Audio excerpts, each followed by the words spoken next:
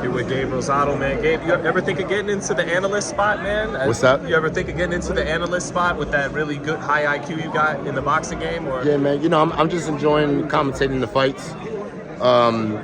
It's just a blessing to be in this position, you know, with the Zone and Golden Boy. Hey, what's up, Belly? And just taking advantage of it, you know, and just sharing my wisdom and my knowledge of the sport. It's a great sport. To me, I feel that boxing is the greatest sport in the world. You know what I mean? It's the toughest sport that's going to test your character and what you're really made of. You know, just to pick the analyst brain for a minute, man, about some of the hot stuff everyone's talking about in the sport. For sure. Haney and Tank is starting to become like that Spence Crawford. And yeah, man. Yeah. I think boxing right now has so many great fights that could be made. You got Haney, you got Shakur, you got Crawford, Tank. Man, it's loaded right now, man, and it's exciting. You know, to see Ryan right now calling out Haney and wanting to just fight the best. You know, that just goes to show what kind of fighter Ryan is, and I respect that about Ryan. You know what I'm saying? Because you know, a lot of guys like to protect themselves, but you know, when you dare to be great and you put on a good performance, the fans are gonna love that. What do you think of that fight for Ryan with Haney in the ring? How do you think that would look? Yeah, man. You know, I'll favor Haney. You know, you can't count Ryan out. Ryan made some changes in his last fight, boxed a little more. And I think it's just a matter of him catching that rhythm with his new trainer and, you know, really developing that style of understanding his distance and his jab. I would like to see Ryan, even though he's calling out the big boys, I would like to see him get back in there and just sharpen up a bit before he jumps into a fight like that with Haney. But, man, if he wants to fight Haney, then, you know, my hat's off to him. What would he have to do to be successful in a fight with Haney? Yeah, what I think is you need to, you know, it's an art in matchmaking. You should probably, your next fight should be someone that kind of mimics Haney, that style, just to kind of catch that rhythm.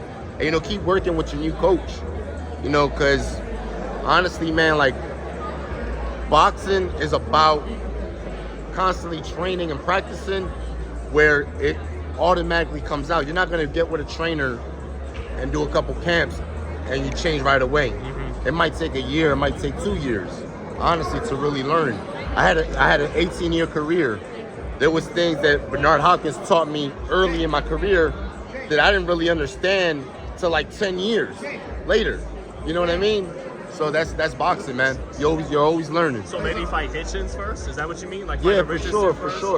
You know what I mean? But you know, Ryan's a star, man.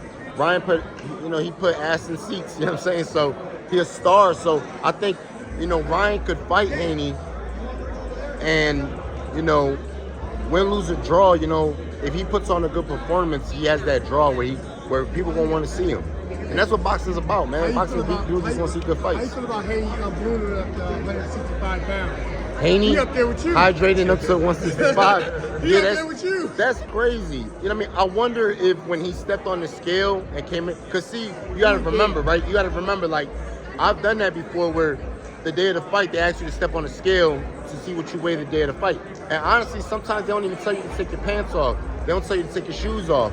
You know what I mean? Like, because it ain't an official weigh-in.